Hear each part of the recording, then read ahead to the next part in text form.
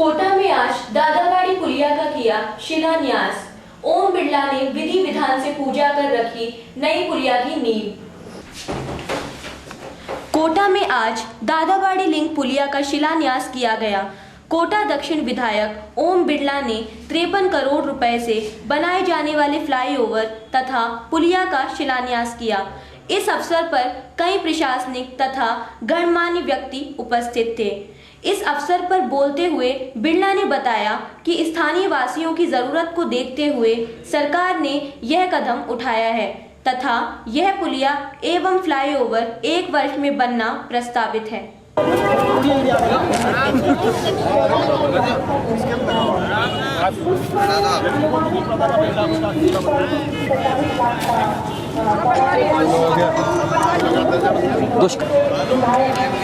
चलो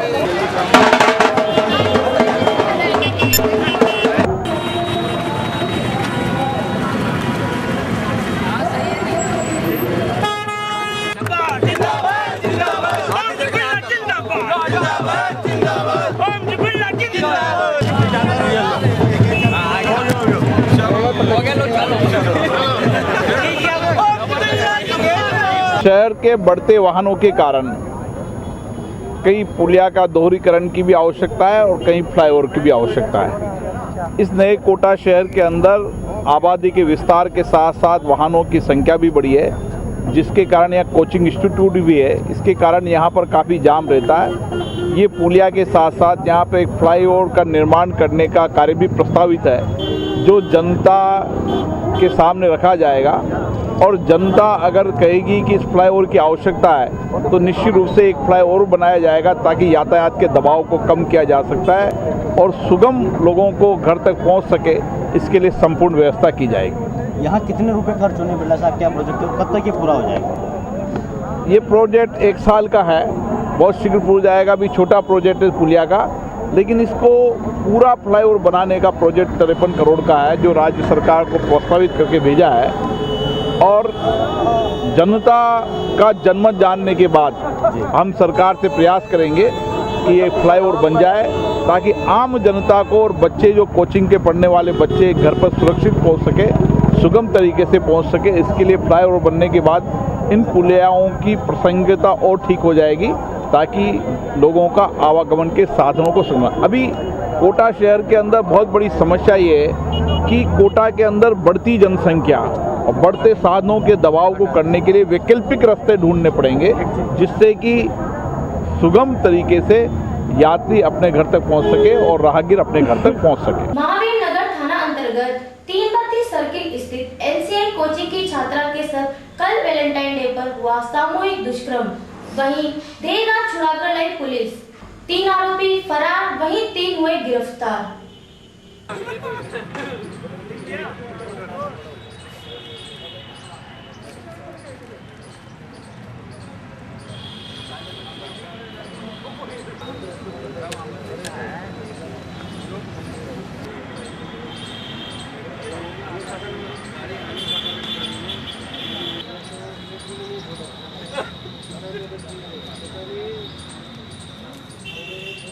सर वो वीडियो बना देते थोड़ा सा, इसलिए आपको तो मतलब जान बातचीत करते हैं, चलाएंगे क्या हम जैसे चला देना, वीडियो चला देना और कैसे तो कोटा की ही सर आरोपी सारे सब कोटा मतलब स्टूडेंट ही है सारे, कुछ स्टूडेंट ही होंगे, कोचिंग स्टूडेंट ही है वो। अरे वो कुछ मेरे लिए भी तो छोड़ो फिर शाम को। आप प्रेस कॉन्फ्रेंस कर देंगे शाम को? नहीं, मैं तो खाली फोन पे ही बताऊंगा नाम। वो अभी उसका खुलासा नहीं कर सकते। अब ये भी देखना पड़ेगा कुछ माइनर है या कोई मेजर है, वो फिर शाम को।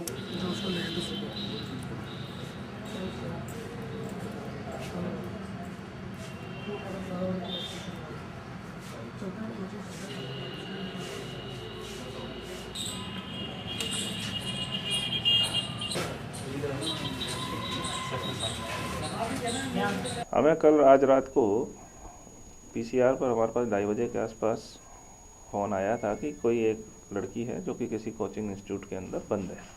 इस पर हमारे गश्त अधिकारी DYSP साहिबान और जो इंचार्ज गुमानपुरा थे वो वहाँ पे मौके पर पहुँचे और उस लड़की के भाई भी वहाँ पहुँचा और हमने आरोपियों को नामजद कर लिया है और उम्मीद है कि आज शाम तक इसमें सारी गिरफ्तारियाँ हो जाएंगी। कितने आरोपी हैं सर इसमें? अभी मुख्य रूप से अभी तक 3-4 लोगों के नाम सामने आए हैं, तो उनको है ना गिरफ्तार किया जा रहा है। सामूहिक दुष्कर्म का मामला, सामूहिक दुष्कर्म का भी मामला 2 जगह हो गया। पहले तो सुबह परिचित जिस लड़के के साथ गई थी, उस लड़के के जो किसी घर पे ले गया था वहाँ पर हुआ, उसके बाद फिर कोचिंग संचालक के यहाँ हुआ। तो इस प्रकार से 2 जगह इनका दुष्कर्म की घटना एक ही लड़की के साथ कल हो गई थी और इसमें प्रकरण दर्ज करके वृत्ताधिकारी फोर्ट के द्वारा तफ्तीश की जा रही है और जल्दी इसमें शाम तक आरोपियों को गिरफ्तार कर लिया जाएगा। दिल्ली सरकार के मुखिया अरविंद केजरीवाल ने जन लोकपाल विधेयक विधानसभा में पेश नहीं करने देने पर कुर्बान की अपनी सरकार। उपराज्यपाल को सौंपा इस्तीफा। 49 दिन से चली सरकार के इस्तीफे के बाद भाजपा और कांग्रेस दोनों में मचा हड़कंप। मोदी की राहें हुई कठिन। तो आइए जानते हैं क्या था और क्या है अरविंद केजरीवाल के जहन में सत्ता के गलियारे को लेकर। 1947 में देश आजाद हुआ था, तब एक तरह की राजनीति हुई। उन दिनों में अगर कोई राजनीति में जाता था तो लोग कहते थे कि देश की सेवा करने के लिए जा रहा है। चाचा नेहरू ने राजनीति की, सरदार पटेल ने राजनीति की, बाबा साहब अम्बेडकर ने चुनाव लड़े थे, इन सब लोगों ने चुनाव लड़े थे। उसके बाद लाल बहादुर शास्त्री ने चुनाव लड़े थे। उन दिनों में राजनीति देश की सेवा मानी जाती थी। और आज 67 ईयर्स के बाद, 67 साल के बाद अगर कोई राजनीति में जाता है तो कहते हैं सत्ता का लालची है, सत्ता का भूखा है, राजनीति तो गुंडों का काम है। 2 साल पहले अन्ना हजारे ने भ्रष्टाचार के खिलाफ एक मूवमेंट शुरू किया था। रामलीला मैदान में वो 13 दिन के लिए बैठे थे, सारा देश सड़कों के ऊपर उतर आया था। आप लोग गए थे रामलीला मैदान? बहुत सारे लोग गए थे रामलीला मैदान। अन्ना हजारे एक छोटी सी चीज मांग रहे थे कि एक लोकपाल बिल पास कर दो, ऐसा कानून पास कर दो कि अगर इस देश में अब कोई भ्रष्टाचार करे तो उसको जेल होनी चाहिए, उसकी संपत्ति जब्त होनी चाहिए, उसको नौकरी से निकाला जाना चाहिए। ये 3 चीजें होनी चाहिए अगर कोई इस देश में भ्रष्टाचार करे। धीरे धीरे जितना हम सोचते गए ये क्लियर होता गया कि आज हमारे देश की मोस्टली समस्याओं के पीछे गंदी पॉलिटिक्स है। It is the dirty politics which is at the bottom of it, which is at the root of most of the problems in our country. आज हमारे देश में भ्रष्टाचार है क्योंकि राजनीति खराब है। आज हमारे देश में सरकारी स्कूलों के अंदर पढ़ाई नहीं होती है क्योंकि राजनीति खराब है। आज सरकारी अस्पतालों के अंदर दवाइयां नहीं मिलती है क्योंकि राजनीति खराब है। आज देश की सड़कें खराब है, बिजली खराब है, पानी खराब है, सब कुछ खराब है क्योंकि राजनीति खराब है। जब तक इस देश की राजनीति को साफ नहीं किया जाएगा तब तक सुधार नहीं होगा।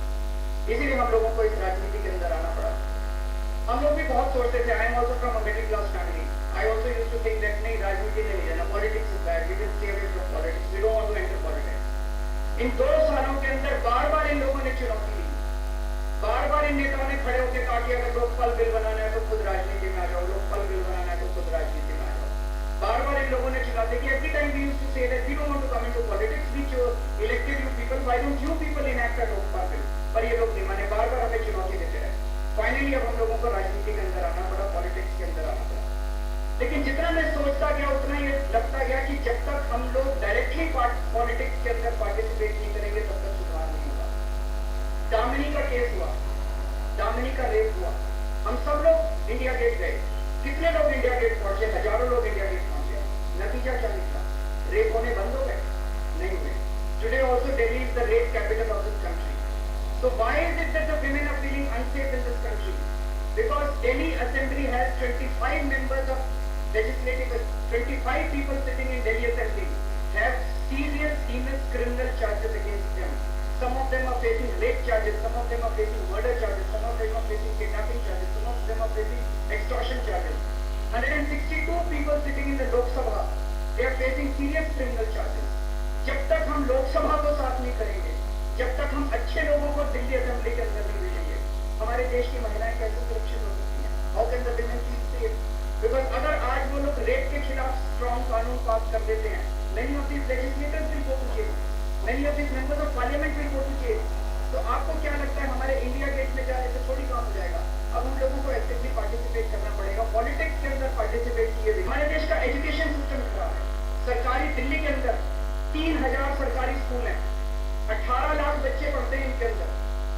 1.8 million children are studying in 3,000 government schools in Delhi. उसके अंदर पढ़ाई नाम की कोई चीज नहीं है. There is absolutely no education that exists in these schools. कोई पढ़ाई नहीं होती है. 18 लाख बच्चों की जिंदगी बर्बाद है. ये सरकारी स्कूलों में पढ़ाई क्यों नहीं होती है? क्योंकि मोस्टली मंत्रियों ने अपने प्राइवेट स्कूल बना रखे हैं. किसी भी एमएलए को उठा लो, उसने अपने प्राइवेट स्कूल बना रखे हैं. वो क्यों सरकारी स्कूलों को ठीक करेंगे? वो तो चाहते हैं कि सरकारी स्कूल सारे के सारे बर्बाद हो जाए. जब तक हमारे देश की पॉलिटिक्स ठीक नहीं होगी, तब तक हमारे देश के सरकारी स्कूल ठीक नहीं हो सकते, हमारे देश के सरकारी अस्पताल ठीक नहीं हो सकते. धीरे धीरे मैं इस कंक्लूजन पे पहुंचा हूं कि इस देश के यूथ को डायरेक्टली पार्टिसिपेट करना पड़ेगा इस देश की पॉलिटिक्स के अंदर, नहीं तो समाधान नहीं हो सकता. मैं आपको दिल्ली की वाटर सप्लाई का एग्जाम्पल देना चाहता हूँ, because all of these people are very educated people. So I want to share an example of Delhi's water supply. Delhi के अंदर कहा जाता है, if you go all across Delhi you will find large hoardings all across the place. 15 साल विकास हुआ, विकास हुआ, विकास हुआ, विकास दिखता है. Everything the hoarding और विकास दिखता है. 40% दिल्ली के अंदर पानी नहीं आता पीने का, घरों के अंदर पानी नहीं आता. 40%. हमारे प्रधानमंत्री हर साल लाल किले के ऊपर खड़े होकर कहते हैं गाँव-गाँव में पानी पहुंचाएंगे, गाँव-गाँव में पानी पहुंचाएंगे, गाँव-गाँव में पानी पहुंचाएंगे. 40 साल में दिल्ली में पानी नहीं पहुंचाया गया, तो उससे गाँव-गाँव में पानी कहां से पहुंचाएंगे? 65 साल में इससे दिल्ली में पानी नहीं पहुंचाया गया. दिल्ली के अंदर पानी की कमी नहीं है, दिल्ली के अंदर पानी बहुत है. Delhi produces 840 million gallons of water every day, and Delhi has a population of 1.5 crores. If you do a simple division, it comes to 220 liters per capita per day. So 220 liters of water is produced for every rich person. हर गरीब, हर अमीर, हर बच्चे, हर बूढ़े के लिए रोज 220 litre पानी मिलता है. 220 liters means 11 buckets of water for every single citizen in Delhi. Germany produces 150 liters per capita per day. England produces 150 liters per capita per day. Still those people get 24 hour water supply in their homes. Delhi produces 220 liters per capita per day. Still we don't get water in our homes. So where is Delhi's water going? This is a mystery. This is a huge mystery. तो हमने right to information में आके application डाली government को कि दिल्ली का पानी जा कहाँ रहा है. तो वहां से जवाब आया कि 50% दिल्ली का पानी लीक हो रहा है. The government says that Delhi's water is leaking, water pipelines are leaking. There is 50% of Delhi's water is leaking. The total production is 840 million gallons per day. Out of this, 50% water is leaking. That means about 420 million gallons of water is leaking every day. This is a huge quantity of water. 420 million gallon पानी अगर रोज दिल्ली की सड़कों पे आ रहा है, हमने कहा जी 3 दिन में तो बाढ़ आ जानी चाहिए दिल्ली के अंदर, पर दिल्ली की सड़कों पे तो पानी दिखाई नहीं देता. तो हमने कहा वेयर इज दिस वाटर, ये पानी तो दिखाई नहीं देता, दिल्ली में तो बाढ़ आ जानी चाहिए. तो उनका जवाब आया कि अंडरग्राउंड पाइपलाइन लीक कर रही है. तो हमने कहा अगर अंडरग्राउंड पाइपलाइन लीक कर रही है तो दिल्ली's water table should rise. That is also not happening. Delhi's water table is also going down. So where is this water going? तो हमने जांच करने पे पता चला that there is a huge mafia that is operating in Delhi. That is called tanker mafia. If you call up Delhi Jal Board, if you are not getting water supply in your house, and if you call up Delhi Jal Board would say there is no water. But there are 1,500. If you go and do a Google search just now and type water tanker companies in Delhi, there are 1,500 water tanker companies operating in Delhi. Private water tanker companies operating in Delhi. So it's a 1,000 crore business of tanker mafia that is going on. And who owns these 1,500 companies? It's all MLAs from all political parties. तो जब तक इस देश की राजनीति साफ नहीं की जाएगी, तब तक आपके घर में पानी नहीं आएगा. जब तक इस देश की राजनीति साफ नहीं की जाएगी, तब तक आपको शिक्षा नहीं मिलने वाली. जब तक इस देश की राजनीति नहीं साफ की जाएगी, तब तक आपको स्वास्थ्य नहीं मिलने वाला.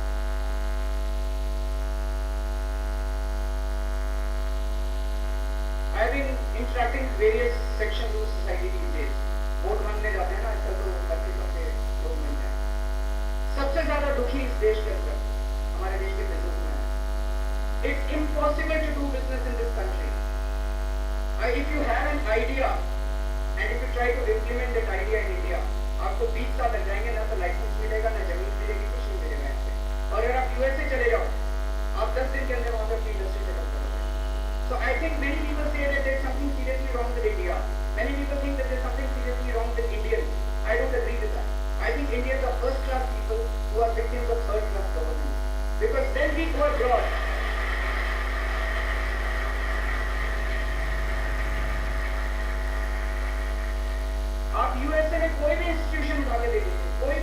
उठा के देखिए, I think most of the top positions are occupied by Indians.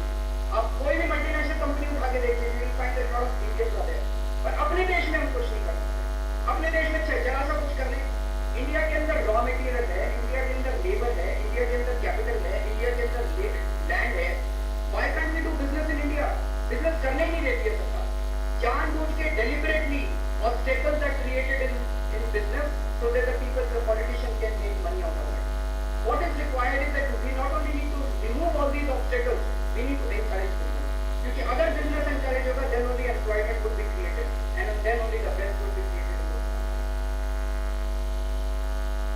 This is exactly what we want to change. We want to clean up the politics of this country, and that is the reason why we are here. और उसका एक छोटा सा हम लोगों ने शुरुआत की है. We have set up this Aam Aadmi Party. We have made a beginning by we have decided, because bad money, dirty money plays a big role in elections. So what we have decided, we will keep all our accounts transparent. So every single donor in the last 5 years, as per the reports, Congress has got 2,000 crore rupees of donations. BJP has got 800 crore rupees of donations. If you ask them the list of donors, they refuse to give the list of donors. We have decided to put all the entire list of donors on our website, so that there is complete financial transparency as to who is donating to our party.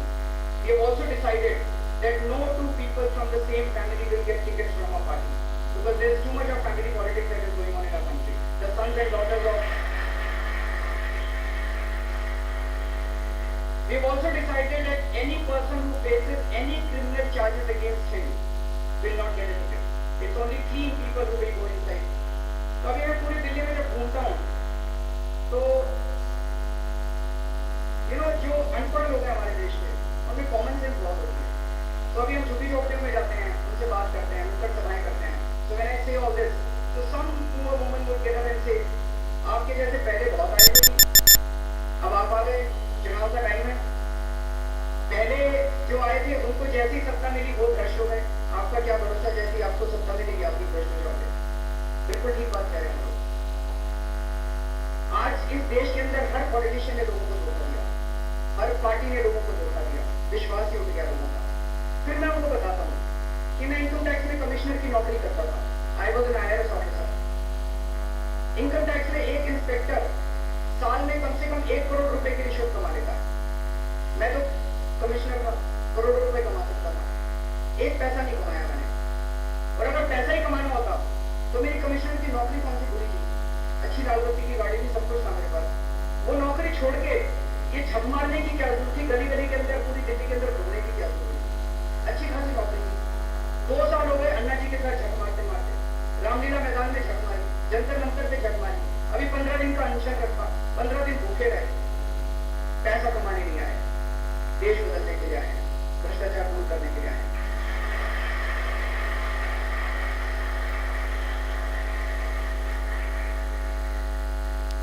जब मैं ये कहता हूं तो वो कहते हैं हाँ अच्छा अरविंद जी आप तो ठीक हो, आप तो ईमानदार हो, लेकिन ये जो 70 आदमी खड़े करोगे इनकी क्या गारंटी कि ये ईमानदार है? एक एक कैंडिडेट जो हम खड़ा कर रहे हैं, जैसा मैंने कहा हम यहाँ पे पॉलिटिक्स बदलने के लिए आए हैं, सत्ता पाने के लिए नहीं आए। एक एक कैंडिडेट जो हम लोग खड़ा कर रहे हैं उसकी खूब इंक्वायरी करा रहे हैं, खूब जांच करा रहे हैं, और 3 चीज की गारंटी दे रहा हूं मैं। हमारे ये 70 के 70 कैंडिडेट ईमानदार हैं, चरित्रवान है, they have a good character, और किसी के खिलाफ कोई भी हीनस क्रिमिनल चार्जेस पेंडिंग नहीं है किसी भी कोर्ट के अंदर। आप लोगों ने 26/11 का नाम सुना, याद होगा आपको? 26/11 दैट टुक प्लेस 26 नवंबर 2008 को मुंबई के ऊपर हमला किया था आतंकवादियों ने, मुंबई ताज होटल पे हमला किया था। दिल्ली से कई सारे कमांडो गए थे हमारे देश को बचाने के लिए, उनको हेलीकॉप्टर से ताज होटल के ऊपर उतारा गया था। उनमें से 2 कमांडो की मौत हो गई। एक कमांडो सुरेंद्र था, उस कमांडो सुरेंद्र के पैर में गोली आके लगी और उसके सामने एक बम फट गया, because of which he lost his power to, वो बहरा हो गया, ही वाज became dead। जब वो वापस आया तो हमारे देश की सरकार इतनी गंदी है कि उसको मेडल देना तो दूर, उसका सम्मान करना तो दूर, उसको नौकरी से निकाल दिया, ये कहते कि अब he was not physically fit to be in the army। और उसको पेंशन भी नहीं दी, 4 साल तक वो अपनी पेंशन के लिए भटकता रहा, और उसने अपना जो इलाज कराया वो भी अपने प्राइवेट पैसे कमांडो सुरेंद्र को दिल्ली कैंट से टिकट दिया है चुनाव लड़ने के लिए।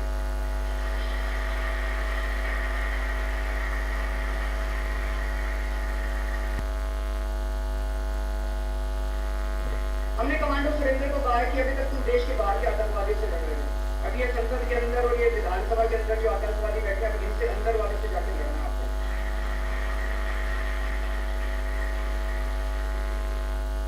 ऐसे लोगों को हम लोग टिकट दे रहे हैं, लेकिन फिर भी हो सकता है हमसे गलती हो जाए, तो हम ये ओपन अनाउंसमेंट कर रहे हैं कि अगर हमारे किसी भी कैंडिडेट के खिलाफ कोई भी करप्शन का कोई केस, कोई सबूत हमें लाके दे देगा और चुनाव के एक दिन पहले भी किसी ने सबूत लाके दे दिया, तो हम उसकी टिकट कैंसिल कर देंगे, सीट खाली छोड़ देंगे, लेकिन गलत आदमी को अंदर नहीं जाने देंगे हम लोग।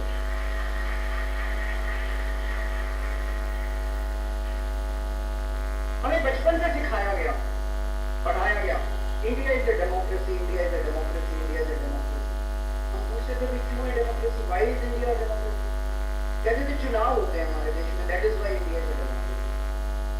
आई डोंट थिंक चुनाव होने को डेमोक्रेसी नहीं कहते, इलेक्शन को डेमोक्रेसी नहीं कहते। 5 साल में एक आदमी को चुनो और फिर 5 साल उसी आदमी के सामने जाके गिड़गिड़ाओ और वो हमारी सुनता नहीं, उसके पैर पड़ करो, उसको गिड़गिड़ाओ। I don't think that is democracy. Election is beginning of the democracy, but election is not the democracy, it is anything but democracy.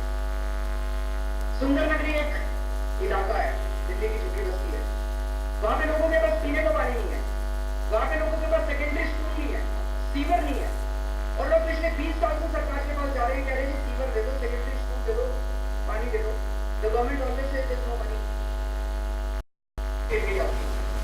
ये हमारी डेमोक्रेसी है, हमें वो डेमोक्रेसी चाहिए जो स्विट्जरलैंड के अंदर है, जो यूएस के अंदर है, जो ब्राजील के अंदर, जो यूरोपियन कंट्रीज के अंदर, बहुत सारे कंट्रीज हैं वेयर पीपल जिस पर direct democracy. We have had enough of representative democracy कि हमने एक आदमी को चुन लिया, वो हमारा माइक बन गया, 5 साल तक मेरी जिंदगी उसके हाथ में है।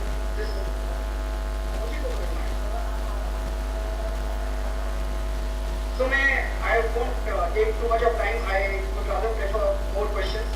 मैं केवल ये कहने के लिए आप लोगों को आया कि मैं ये नहीं कह रहा आप आम आदमी पार्टी ज्वाइन करो, कांग्रेस अच्छी लगती है कांग्रेस ज्वाइन करो, बीजेपी अच्छी लगती है बीजेपी ज्वाइन करो, समाजवादी पार्टी अच्छी, but don't stay away from politics. You can not stay away from politics.